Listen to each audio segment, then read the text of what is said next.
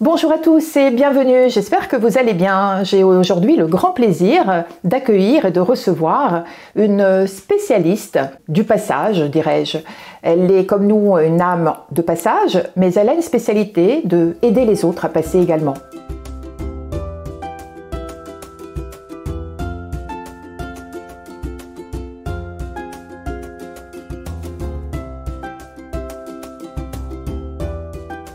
Bonjour Elisabeth.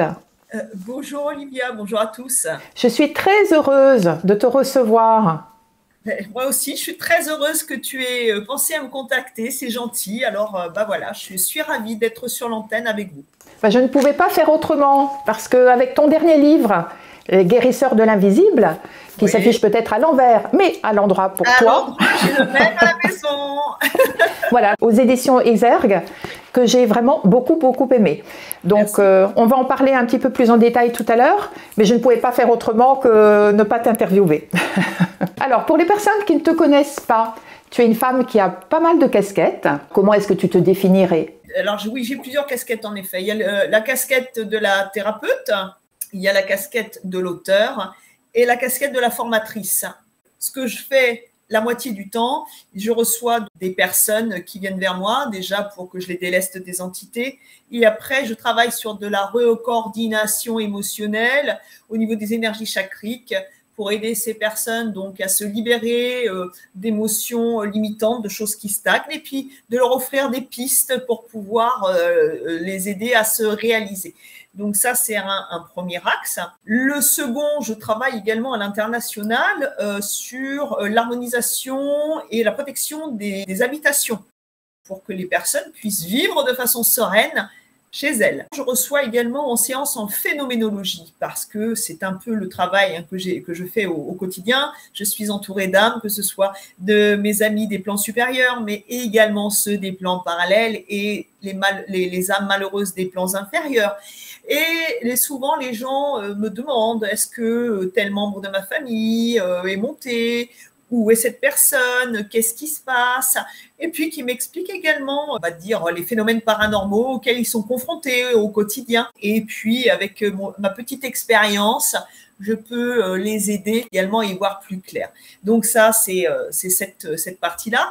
Après, je crée des formations sur l'autonomie du soi parce qu'il faut également savoir faire les choses soi-même, ne plus être dépendant d'une tierce personne. Et moi, mon travail consiste à créer donc vraiment des formations pour aider à l'autonomie du soi, donc dans le domaine des entités et bien sûr, justement par rapport aussi à ce livre donc, qui a été édité chez Très Daniel Exergue. Et quant à ma casquette d'auteur, j'avais déjà écrit à compte d'auteur des livres qui n'avaient pas été acceptés par les maisons d'édition parce que trop, comment dirais-je, hors des clous, forcément. À l'époque, peut-être. Oui. C'était trop en avance. Et puis un jour, la maison Très Daniel m'ont certainement repéré par rapport à mes conférences et puis m'ont demandé d'écrire un livre. Et c'est ce que j'ai fait avec Guérisseurs de l'invisible. J'ai voulu écrire un livre qui soit complémentaire d'une formation qui commence à être très connue maintenant, qui s'appelle la trilogie des mondes de l'invisible. Et les deux sont complémentaires pour pouvoir justement comprendre le monde qui nous entoure et avoir également des outils pour pouvoir avancer dans ce monde qui est le nôtre, tout simplement. Et tu as très bien fait. Alors, avant d'entamer un petit peu le livre en plus en détail ou certains sujets du livre, tu en parles un petit peu, tu l'évoques ici. Comment est-ce que tu es arrivée à être celle que tu es aujourd'hui, c'est-à-dire être passeuse? Comment est-ce que c'est arrivé à toi? Est-ce que tu avais un parcours spirituel déjà depuis toujours, depuis l'enfance, adolescence? Est-ce que ça t'est tombé comme ça arrive parfois, paf, sur la tête tout d'un coup? Comment as-tu accepté ça? Voilà, est-ce que tu peux en dire quelques mots? Quand j'étais enfant, j'étais connectée au plan supérieur. Les enfants sont souvent connectés au plan supérieur. Il y a un dialogue, il y a vraiment quelque chose de beau. Puis après, ça se referme souvent parce que malheureusement, les parents ne sont pas prêts et ne comprennent pas, ne voient pas, ne ressentent pas. Donc, ferment de façon assez radicale les canaux de leurs enfants. Mais à un moment donné, quand ça doit, ça se fait. Il n'y a pas à tortiller, on peut faire ce qu'on veut.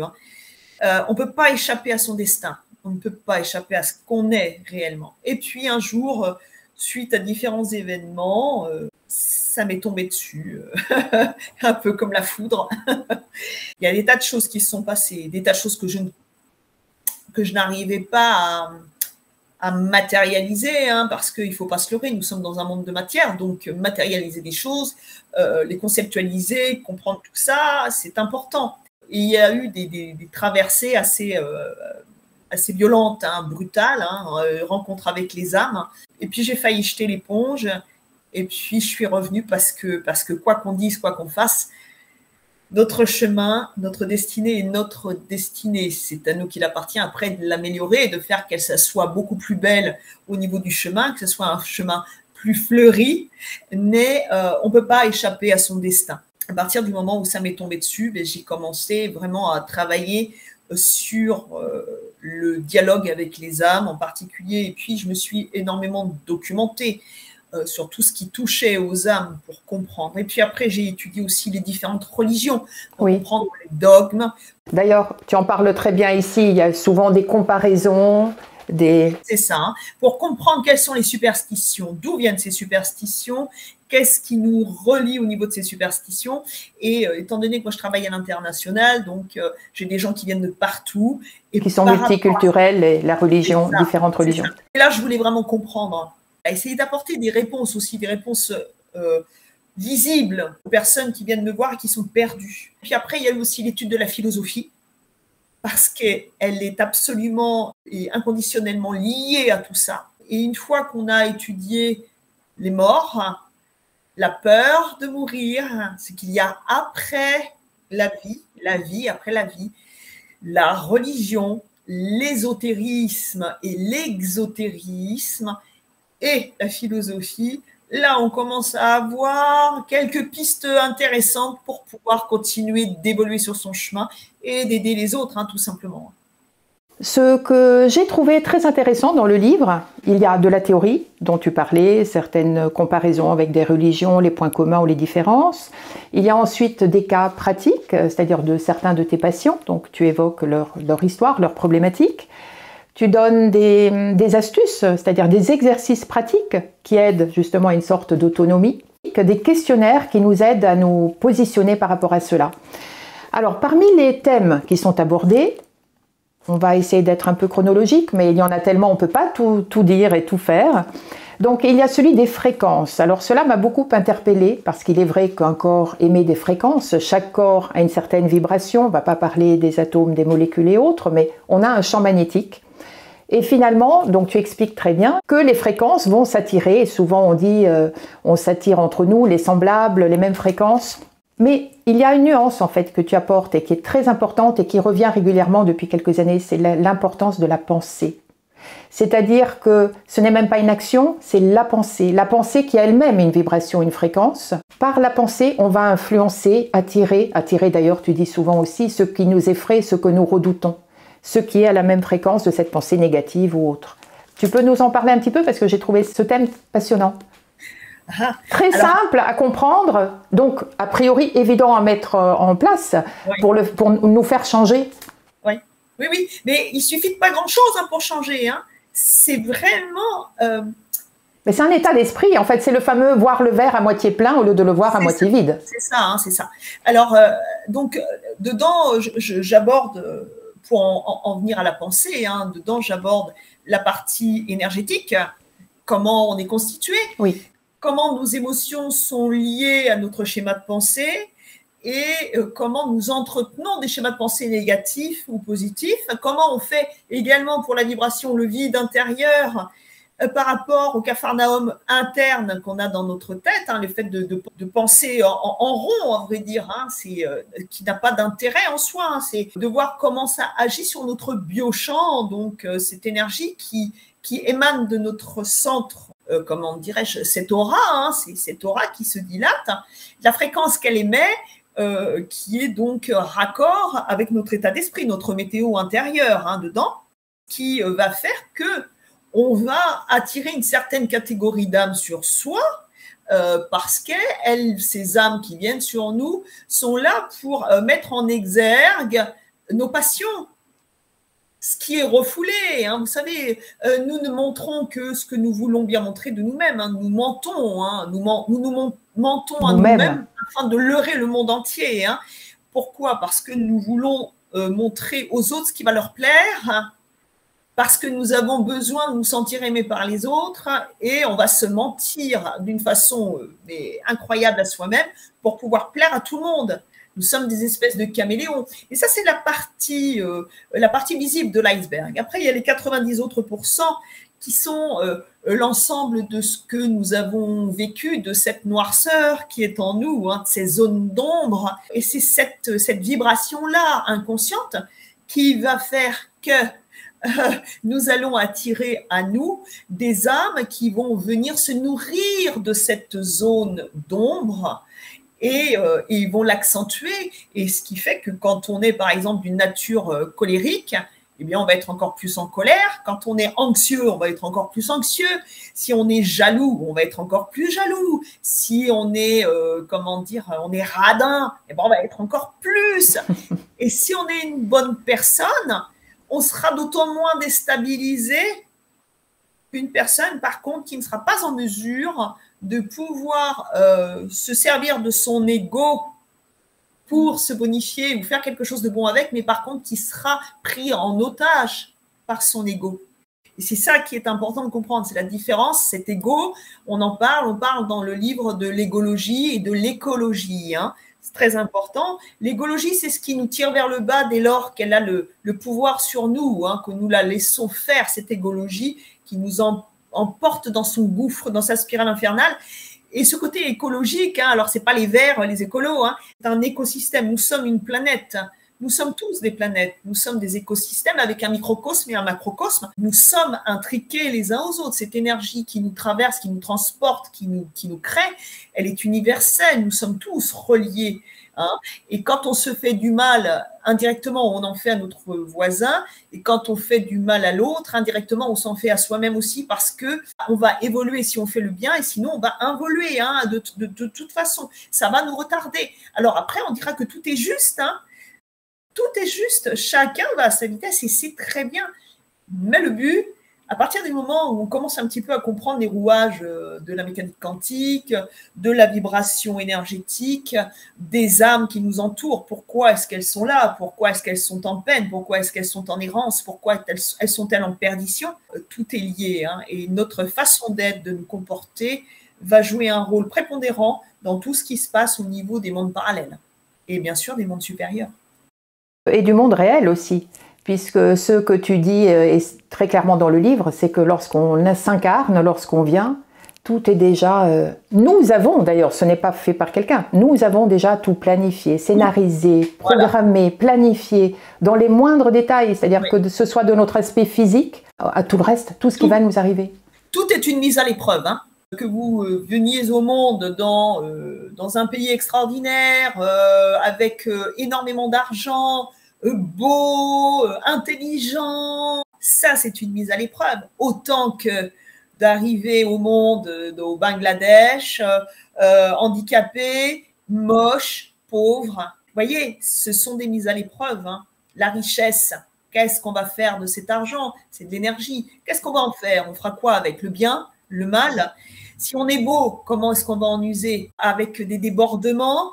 Ou est-ce qu'on va savoir rester quelqu'un de bien, de propre et de ne pas, en profiter? Le pouvoir, ceux qui ont le pouvoir, comment le pouvoir va être utilisé? Quand on est à la base dans la noirceur et qu'on est collé d'âmes qui sont dans la noirceur, on voit bien comment on utilise le pouvoir. Hein.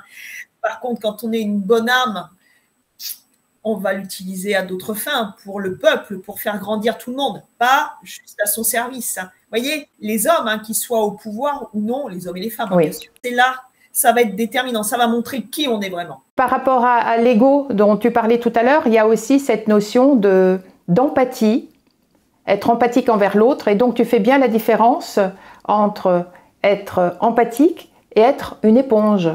Donc cela m'a plu également, parce qu'on a tous tendance à se dire j'ai de l'empathie, mais je te laisse expliquer la différence entre les deux, dans lequel il y a cette sorte de respect de soi-même aussi. qui rentre en jeu. C'est très juste ce que tu dis, Olivia. Il faut bien comprendre qu'être empathique, ça ne veut pas dire absorber le mal des autres. Ça n'a rien à voir. Hein.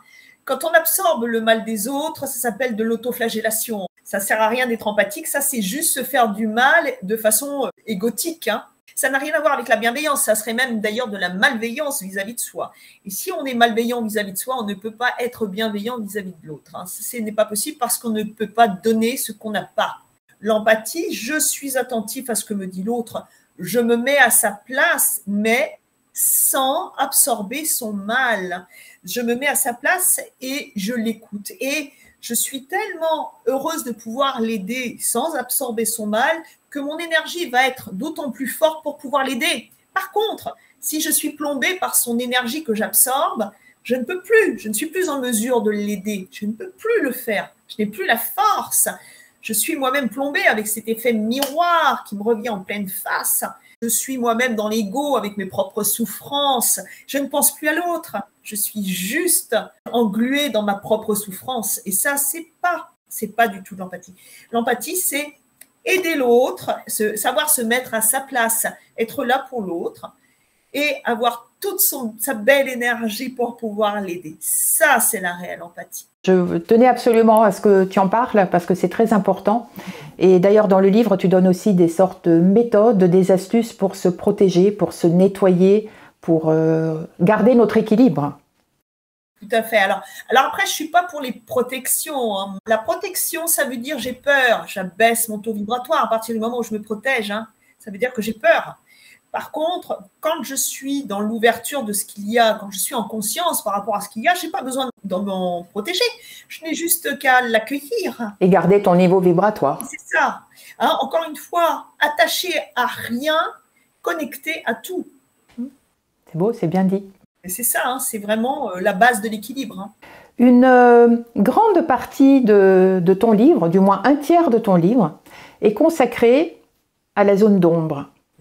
Et je pense que c'est très important aussi d'en parler aujourd'hui parce que de nos jours, il y a énormément de personnes qui se décrètent passeuses, guérisseuses. Il y a un grand marché. Les gens qui m'écoutent peut-être n'aimeront pas ce que je vais dire, mais je vais le dire quand même. Il y a un peu de n'importe quoi. Après un stage d'une semaine, hop, on se décrète ce que l'on veut se décréter. Et finalement, ce que tu as dit au tout début de l'interview, c'est ça nous tombe dessus, on est choisi. Et il faut bien comprendre, je voudrais faire comprendre aux personnes qui m'écoutent que la mission de vie, la fameuse mission qui est un peu à la mode aujourd'hui, on n'est pas obligé d'être passeur pour avoir une mission. On peut être dans son petit trou, faire du bien à sa famille, à son voisin, à son entourage proche, sans être forcément dans le domaine spirituel un grand gourou. Alors, gourou, ça veut dire maître, hein, tout simplement. Ce qu'il faut comprendre déjà dans un premier temps, c'est cet engouement maintenant. C'est vrai que tout le monde se décrète, maître ceci, ils y connaissent rien, mais ça y est, ils se décrètent comme ça.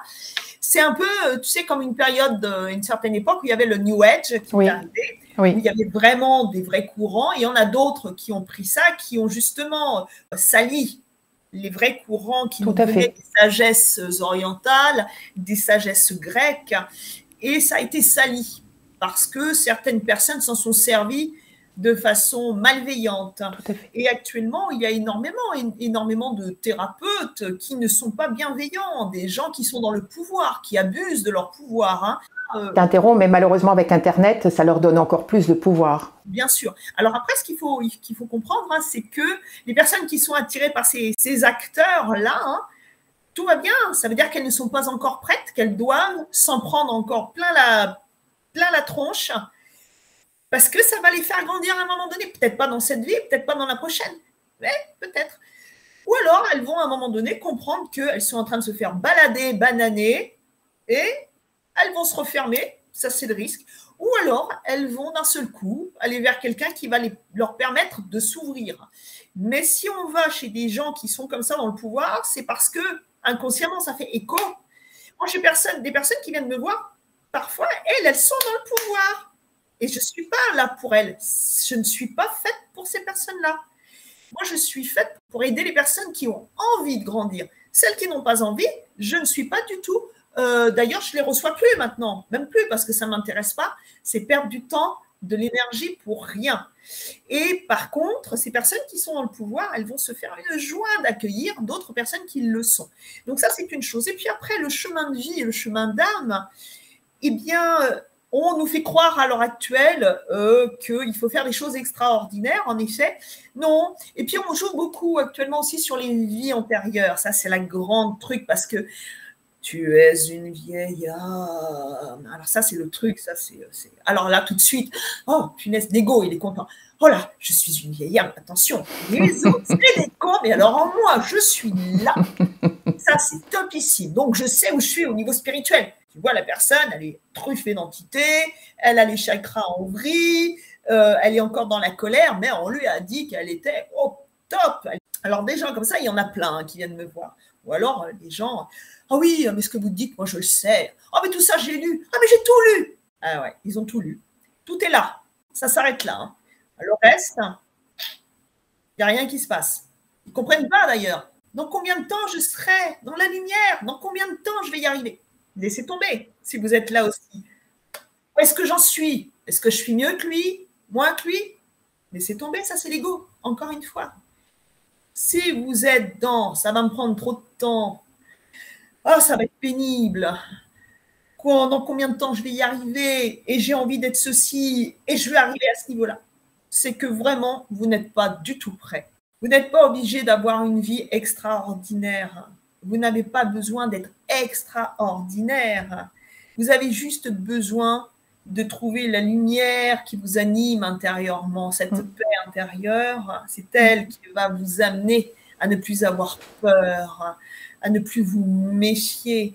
Être attentif, être vigilant, mais plus dans la méfiance de soi, la méfiance de l'autre, la peur du monde qui nous entoure. Si vous arrivez à commencer à cultiver tout ça, ça va fondamentalement changer votre vie, votre façon de voir le monde. C'est ça qui va vous faire grandir. Et la mission d'âme, c'est juste parce que nous revenons sur Terre, c'est pour nous améliorer. C'est juste pour ça, pour devenir meilleur. Hein. Le reste, on s'en fout. La mission de vie, après, c'est comment vous allez vous réaliser à travers votre job, ce qui va arriver dans la vie. Ça, c'est la mission de vie. Qu'est-ce que vous vous fixez? Et après, votre mission d'âme, c'est vous élever, devenir meilleur. Mais pas être meilleur que l'autre, battre l'autre sur le poteau. On n'est pas dans une course, hein, ce n'est pas les JO. Hein. Tout va bien. Hein. Et on apprend jusqu'à ce que nous soyons arrivés à notre dernier souffle. Hein. Ne croyez pas que parce que vous faites une semaine de retraite yoga, ça y est, vous avez atteint le nirvana. Hein. Non, non, c'est toute votre vie, à chaque instant qui passe. C'est ça, l'éveil. Ah oui, je suis à ma place. Et d'ailleurs, tout à l'heure, tu parlais du potentiel d'être bien. Ça me fait penser à l'alignement. Ce qui rejoint peut-être l'une de tes casquettes par rapport aux soins holistiques que tu peux proposer, je pense. C'est ça, hein, c'est cette sorte de cette verticalité. Hein. Alors, les émotions, ça veut dire en mouvement. Émotion, ça veut dire en mouvement. Les énergies sont tout le temps en mouvement. D'ailleurs, quand on regarde une aura, vous allez voir, ça bouge. Pourquoi? Parce que nous bougeons, nous sommes de l'énergie, encore une fois. C'est tout le temps en mouvement. Et selon ce qui va nous passer par l'esprit, ça va changer de couleur. Selon notre façon d'être au quotidien, et non pas de façon cyclotimique, mais régulière, eh bien, cette aura, cette luminosité va devenir de plus en plus forte, élevée, large. Elle va prendre de l'expansion. Donc, c'est ça aussi. Hein. Et puis, quand les âmes viennent sur nous, eh bien, elles vont rabaisser tout ça. Et oui, parce qu'elles vont nous alourdir. Un peu à l'image d'une montgolfière. Une montgolfière, si on veut qu'elle prenne de l'altitude, on jette des sacs de lest. C'est pareil pour nos casseroles, pour cette zone d'ombre que nous laissons enfouie et verrouillée à l'intérieur de nous, et pour ces âmes que nous laissons nous envahir, qui n'ont rien à faire sur nous. Vous voyez, c'est autant de choses qui vont nous éloigner de notre part d'éternité. Hein. Donc ça, c'est sûr que c'est hyper important. De toute façon, a priori, si j'ai bien compris, nous avons tous des âmes autour de nous. C'est-à-dire, indépendamment de ceux qui nous accompagnent, qui peuvent être dans un lieu, les âmes qui s'accrochent à nous. Pardon ? Il y en a partout. Partout, partout. Mais il y a celles qui vont... bienveillantes, qui nous accompagnent, et celles qui profitent. Voilà, il y a celles qui vont nous vider de notre substance, de nos énergies de vie. Il y a celles qui vont également tout faire pour que le lieu où vous habitez soit malsain, pour vous faire partir. Et puis, il y a celles qui vont être là, qui sont en errance, qui sont perdues, qui ne veulent pas faire de mal, mais qui sont déjà tellement malheureuses elles-mêmes, mais elles ne vont pas forcément, ou parfois elles vont venir se coller parce qu'elles ont besoin de se sentir vivantes. Pareil que nous. Nous, on a besoin de se sentir vivants. C'est pourquoi nous allons vers les autres aussi. Être heureux, avoir besoin d'être au contact de l'autre. Et ces âmes-là, elles ont besoin de sentir notre vie pour vivre, continuer de vivre elles-mêmes. Parce qu'on ne meurt pas. Nous ne sommes que de l'énergie. Nous sommes immortels. Donc, cette énergie, elle se recycle. Hein. C'est simplement ça. Elle se recycle. De voiture en voiture, hein, le véhicule que nous avons, c'est ce que j'exprime dans le livre, hein, nous sommes comme des voitures et notre âme est derrière le volant, tout simplement, elle pilote. Et quand le véhicule il est cassé, eh ben, on en met un à la casse et puis après on va chez le grand concessionnaire, le grand Manitou là-haut et on va chercher une autre voiture. Exactement. C'est ça, c'est simple. Hein. Ce corps, il est nécessaire, on en a besoin parce que nous sommes encore une fois des êtres spirituels qui vivons une aventure matérielle hein, sur Terre. Ce véhicule, il va nous servir à nous aider à avancer, mais également à nous faire prendre conscience de ce qui nous gêne. Hein. Nous n'aimons pas tout dans notre véhicule terrestre. Il y a des choses que nous n'aimons pas. Mais après, apprendre à accepter même ces choses que nous n'aimons pas, avec ce regard que nous avons sur nous-mêmes, qui n'est parfois pas très bienveillant, hein. Il n'est pas bon ce regard que nous avons sur nous-mêmes. Et le problème, c'est que plus nous avons un regard tronqué sur nous-mêmes, les autres aussi, à un moment donné, ça va faire écho, ça va faire miroir. Parce qu'à vrai dire, quand on s'aime bien, quand on commence à être en amitié avec soi-même, les autres vont nous regarder différemment. Déjà, le regard de l'autre est différent sur nous. Hein. Il ne voit pas nos défauts de la même façon. Nous, on en fait un plat. Ce n'est pas si important que ça pour beaucoup. Et puis après, bien sûr, il va y avoir les personnes qui sont vraiment dans la matière, dans la plastique, qui vont tout miser là-dessus. Hein. Regardez bien d'ailleurs tous les gens qui misent tout sur la beauté du corps, surtout. C'est parce que pour eux, il n'y a que ça qui est important. C'est cette plastique. Ils sont dans la matière. C'est parce qu'ils sont détachés, coupés d'eux-mêmes. C'est dommage, c'est triste. Alors après, encore une fois, tout est bien, tout est bon, puisque nous y arriverons hein, tous à un moment donné. Hein. D'ailleurs, il y a une phrase aussi que tu cites dans le livre que j'ai beaucoup aimée, c'est « Je vis ce que je vibre ». Oui, bien sûr. Ça veut tout dire. Bien sûr, bien sûr. Hein. Encore une fois, hein, ce qui se passe autour de nous, c'est ni plus ni moins la réponse de ce qui se passe à l'intérieur de nous. Hein. C'est la même chose. Si vous êtes dans le chaos autour de vous, c'est parce qu'intérieurement, c'est le chaos. Faites le point sur tout ce qui va bien dans votre vie et vous verrez que c'est en général, en règle générale, c'est que ça se passe pas trop mal à l'intérieur. Si vous commencez à avoir des casseroles qui s'accumulent, là, vous pouvez vous poser quand même certaines questions sur votre ordre à l'intérieur. Pour terminer sur les chakras et l'alignement, cet équilibre, tu disais que le seul chakra qu'on ne puisse pas toucher ou équilibrer, c'est le chakra couronne. Non, celui-là, pourquoi? Parce que c'est l'ouverture spirituelle. Elle ne dépend pas de notre esprit. Donc ça, c'est très important parce qu'il y a énormément de personnes qui font des stages, des formations, justement, pour ouvrir le chakra couronne. C'est pour ça que j'en parle. Et ça c'est très intéressant. Pourquoi? Parce que, encore une fois, souvent, alors on entend énormément ça aussi, l'ancrage. Alors là, on va l'opposer, l'ancrage. Mais il faut que tous les chakras soient harmonieux. Parce que si on a un trop fort ancrage, ça veut dire qu'on est aussi dans la matière. Ça veut dire, je suis très attachée à la terre, à la matière. Et ça, c'est pas bon. Cette façon d'être attaché aussi aux gens, tu m'appartiens, tu es à moi. Oui, le côté possessif, le côté… Voilà, c'est plus j'amasse, plus je suis content. Je suis le roi de l'achat compulsif, mais qu'est-ce que ça fait du bien? Est-ce que ça me rend heureux? Non, juste sur le moment. Donc cet ancrage, oui, à partir du moment où déjà l'ouverture coronale est aussi importante. C'est comme un arbre. Un arbre a sa ramure équivalente à la taille de ses racines. C'est harmonieux, c'est équilibré. Donc, il faut que tout soit équilibré. Et c'est ça, la verticalité. Hein. C'est pas un chakra racine explosé, le chakra couronne qui fait un peu la tête, le chakra du cœur, lui, il est fermé. Non, ça, c'est n'importe quoi. Imaginez la tête d'un arbre qui c'est comme ça, il ferait une aspect, hein. Vous ne diriez pas « Oh, regardez, c'est beau la nature !» Ah ouais, on est tous en vrac, hein, on va dire, au niveau de notre verticalité. C'est un peu le bazar. Hein. D'ailleurs, tu en parles très bien dans le livre. Tu évoques tous les chakras avec les dysfonctionnements, avec les particularités de chacun. Cela aussi, c'est très bien expliqué. Une autre notion importante, c'est celle du paradis et de l'enfer. Tu vas complètement à l'encontre de tout ce qui est traditionnellement expliqué ou ressenti. Et peut-être si tu pouvais l'évoquer en quelques mots, ça serait bien aussi. Ben oui, le paradis et l'enfer, ça veut dire qu'on a un Dieu d'une grande exigence, un Dieu qui est même méchant. Est-ce que Dieu est méchant? Non. Il faut bien comprendre que le Christ n'avait pas pour vocation d'enseigner, il était juste un homme merveilleux, un homme bon. Il faisait aucune différence ni entre les hommes, ni entre les femmes, ni entre les couleurs. Tout était pour lui une chose bonne. Le Christ a tiré ses enseignements des religions païennes également, mais également des sagesses chinoises, indiennes, hein, puisque c'est une époque où les gens voyageaient, se rencontraient. Et quand on voit l'enseignement du Christ, on le voit un petit peu au niveau des évangiles, hein, pour le Nouveau Testament. Mais il faut plus aller vers l'ésotérisme, hein, parce que ce que nous connaissons, c'est l'exotérisme. Ce sont les 3 livres de religion, l'Ancien Testament, la Torah et le Coran. Hein. Tout ça, il faut bien comprendre que c'est tiré du Pentateuque. Le Pentateuque, donc, c'est l'Ancien Testament. Dedans, vous allez retrouver la loi du talion. Œil pour œil, dent pour dent. Que vous lisiez le Coran, que vous lisiez la Torah, l'Ancien Testament, c'est la même chose.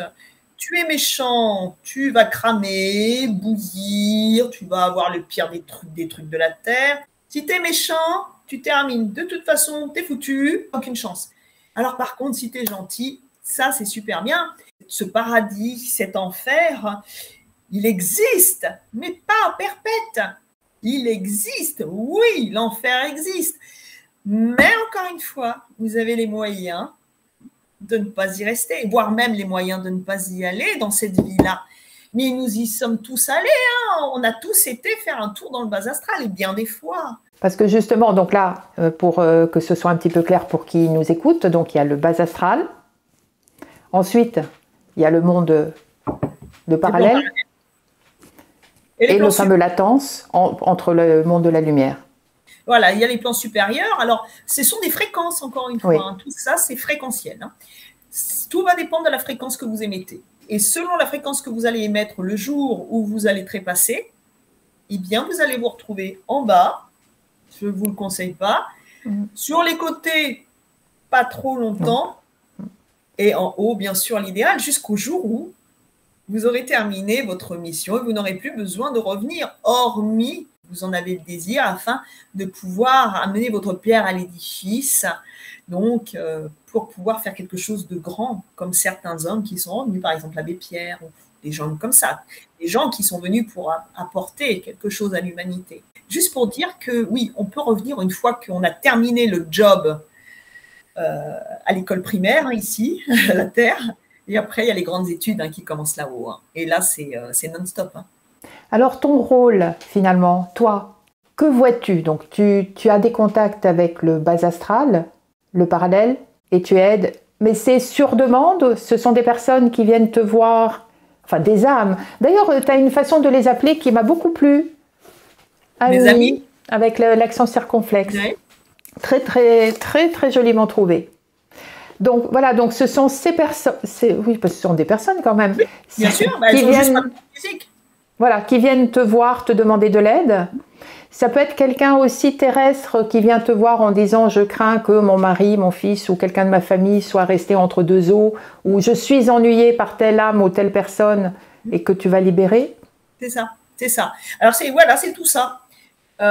C'est tout ça à la fois. Donc mes patients qui viennent pour que je les déleste des âmes qui sont sur eux, que je les aide énergétiquement, que je leur fasse un nettoyage, un check-up complet, que ça soit nickel, pour après leur permettre de se libérer. Hein. Ça, et puis il y a donc ces âmes, bien sûr, que je fais monter, qui viennent me voir, qui sont toujours autour de moi, hein, tout le temps là. Et puis, oui, tu es toujours bien accompagnée, je sais. Tout le temps. Ah bah oui, il y a du monde partout. Alors moi, alors les gens qui disent « Ouais, moi je suis seule. » vous n'êtes jamais seul. Alors là, je peux vous dire, entre le staff que vous avez autour de vous, des plans sup qui veillent sur vous, et plus de ceux qui sont dans les plans parallèles, qui veillent aussi sur vous, qui ne sont pas encore montés, mais qui ne veulent pas lâcher l'affaire, qui veulent vous donner un coup de main, ceux qui s'en foutent, ceux qui s'en foutent pas du tout, mais qui n'ont pas envie du tout de vous laisser faire, et ceux du bas astral qui chapeautent tout ça en dessous, je peux vous assurer que… Je comprends pourquoi il fait chaud ici. Tu m'étonnes. Ah, bah, là, ils sont tous en train de regarder ce que tu racontes. Exactement, exactement. Non, on est entouré de dames. Après, dames en souffrance, dames même parfois méchantes, maléfiques, parfois aussi. Ils ne sont ni plus ni moins que le reflet de la population incarnée actuelle. Vous allez dans une rue très passante, vous allez croiser sans les connaître des individus totalement différents qui ont parfois certains commis des choses épouvantables et d'autres qui sont de bonnes personnes. Et on a tous commis des choses épouvantables. Comme moi je l'explique également dans le livre, il y a une référence à une de mes vies antérieures. J'étais pas forcément la personne qu'on aurait aimé croiser le soir dans une ruelle, hein, pas du tout, hein, même. Il faut bien comprendre hein, ça aussi. Hein. Cette noirceur hein, qu'on écope petit à petit en revenant, hein, elle est là, bel et bien. D'ailleurs, tu évoques ta vie antérieure. Ça veut dire que tu peux aussi connaître la vie antérieure de personnes qui viennent te consulter. Ce que je vais plutôt, je vais pas aller chercher dans celle des personnes qui viennent me voir parce que c'est pas mon job. Justement, c'est pour ça que j'ai été étonnée. Non, c'est pas mon job. Moi, j'ai voulu en faire part dans le livre. Pourquoi ? Parce qu'encore, je voulais montrer que le cheminement. On a tous été des monstres. Il ne faut pas croire que vous êtes, voilà, qu'on est, oh là là, non, moi jamais j'aurais pu faire des choses comme ça, mon Dieu, mais c'est pas possible. Mais si, tu l'as fait et tu l'as fait avec plaisir. Et quand moi je me suis connectée avec mon ami du bas astral, avec qui on avait guerroyé et assassiné ensemble, et il me disait, et ça, tu y prenais du plaisir. Il faut bien comprendre qu'on a tous été des vilains requins hein, avec les dents qui raillent le parquet, hein, tous. Et c'est pourquoi on évolue, et ça, c'est très bien. Pour revenir sur l'ego, les hommes de pouvoir, tu évoques dans le livre quelque chose qui m'a assez étonnée, c'est l'importance du satanisme aujourd'hui. Ça m'a un petit peu choquée. C'est vrai que je n'aime pas, forcément, il y a l'obscurité et la lumière. J'essaye d'éviter l'obscurité, et finalement, elle existe. Tu évoques le danger d'évoquer les esprits, on ne sait jamais à qui on a affaire. Ah oui. Au même titre que si vous habitez sur un axe passant ou même pas trop, vous n'allez pas laisser votre porte ouverte et laisser rentrer n'importe qui chez vous. C'est pareil avec les âmes. L'obscurité, il ne faut pas en avoir peur, elle nous permet de voir la lumière. Il faut bien qu'il y ait le noir pour voir la lumière. C'est important, encore une fois. Donc, ne pas renier, encore une fois, cette part d'ombre qui est en nous, ne pas renier la noirceur dans le monde, ne pas relier le satanisme. Pourquoi les gens sont très, très satanisme les derniers temps ? Parce qu'ils s'emmerdent, pardon, hein, mais il faut quand même bien le dire. Et en plus, comme actuellement avec Internet, il y a des tas de trucs qui traînent. Alors, qu'est-ce qu'on fait ? On fait des essais, on s'amuse, on fait des trucs. Et le problème, c'est qu'on ouvre des portes, des portails. C'est immense. Et alors, bien sûr, si on est mal animé, on va amplifier. Et c'est pour ça, depuis 2 ans, il y a une propagation d'âmes incroyable du bas astral depuis 2 ans. C'est un truc de fou. Avant, bon, moi je travaillais dessus, mais c'était encore… Là, c'est carrément, c'est une catastrophe. Hein.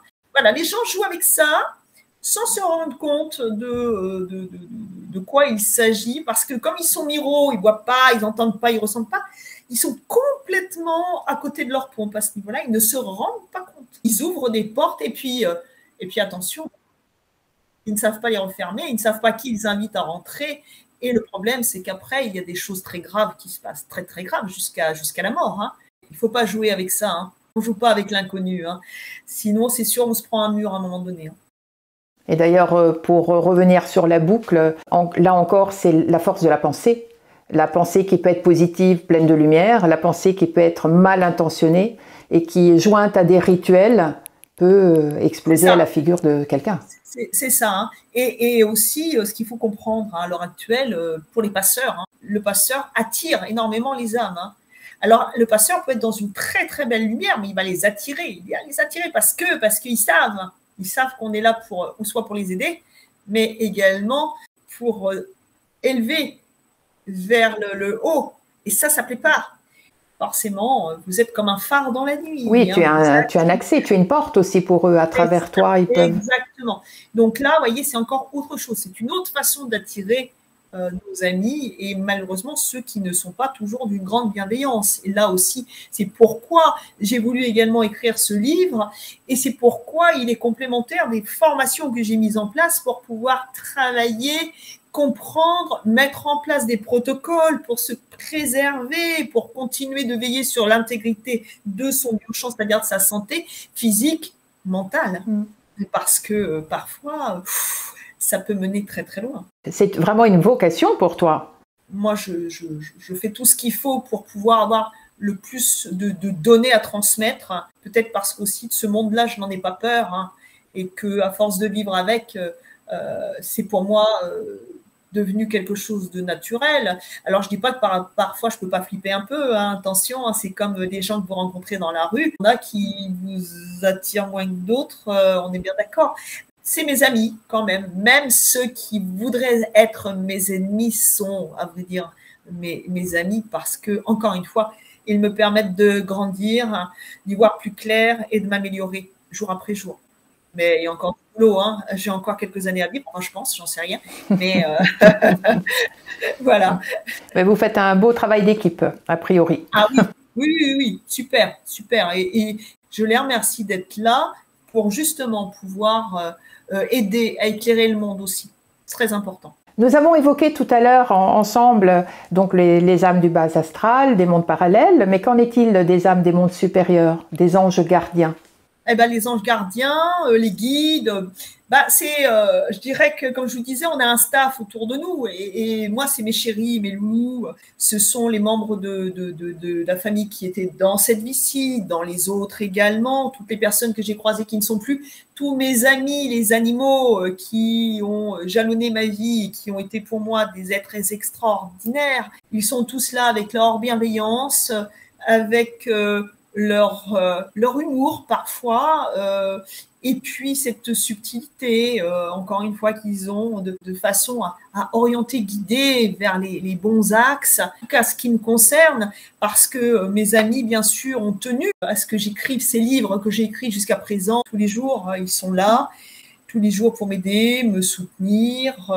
Voilà, et c'est comme ça qu'on tisse ensemble une toile, mais une toile d'amour, une toile lumineuse, qui est un réseau parmi tant d'autres, des réseaux hertziens, les différents réseaux, mais voilà, celui-là est un réseau de lumière, et nous sommes tous reliés les uns aux autres par ce réseau, incarnés comme désincarnés. Et nous œuvrons ensemble pour tisser ce lien entre chaque, sans distinction.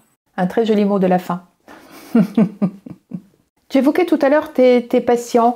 Tes consultations se font seulement en présentiel, tu les fais aussi en visio. Et la même chose pour les lieux, comment ça se passe?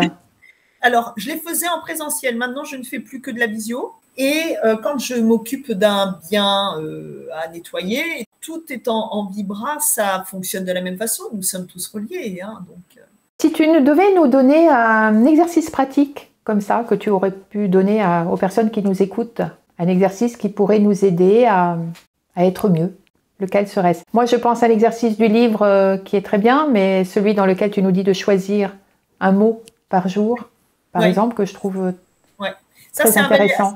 C'est un bel exercice. Dans le livre, vous avez en effet, ça c'est quelque chose que je partage souvent à mes patients. Pourquoi? Parce qu'on nous a tout appris étant enfant, sauf à nous aimer nous-mêmes avec bienveillance, sauf à écouter également ce que nous-mêmes nous désirions étant enfants, parce qu'il fallait toujours se plier, se soumettre à l'autorité parentale qui voulait que nous rentrions dans le moule, et comme après à l'école aussi, devenir tous pareils comme nous sommes tous différents, et faire tout ce qu'il faut pour plaire aux autres, mais surtout pas à soi-même. Quand on veut plaire à tout le monde sauf à soi, on passe à côté de soi toute sa vie, et c'est pourquoi on est malheureux. Et ce qui est important, bien justement, pour l'exercice dont tu parles, c'est de chaque jour de mettre en place une action qui va être, par exemple, la joie. Je décide aujourd'hui d'être dans la joie. La joie, c'est pas forcément se dire, punaise, ce samedi soir, on va boire un coup avec les copains, ça va être joyeux. Puis tout le reste de la semaine, je fais la gueule. Ça n'a aucun intérêt. La joie, c'est savoir s'émerveiller. Le chant d'un oiseau, votre petit compagnon à quatre pattes, lui faire une caresse, l'entendre ronronner ou japper parce qu'il est content de vous voir, de sentir le soleil sur sa peau, tenir la porte à quelqu'un. Ce sont des choses simples. La joie, il ne faut pas aller la chercher à Ouagadougou. Hein. Elle est là, hein. C'est nous qui sommes le changement. Encore une fois, nous sommes le changement. Hein. Il ne viendra jamais d'extérieur. Si vous attendez que les bonnes choses viennent de l'extérieur, vous serez déçus toute votre vie. Hein. C'est à vous de les mettre en place, de les alimenter, de les nourrir pour les faire grossir, hein, grandir. Hein. Et donc oui, chaque jour, de mettre une action qui se rattache à l'amour, hein.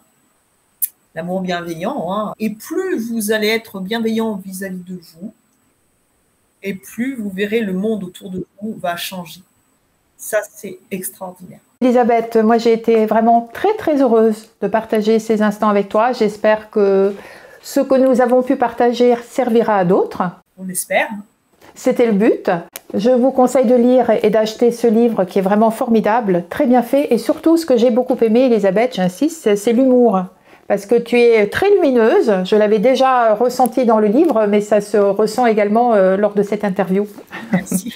Et ton humour, le fait que tu ne te prennes pas au sérieux, est très agréable à lire. Bah, c'est gentil, bah, on essaye. Ne jamais se prendre au sérieux. C'est très important. Ah ben ça marche pour toi. Bah oui.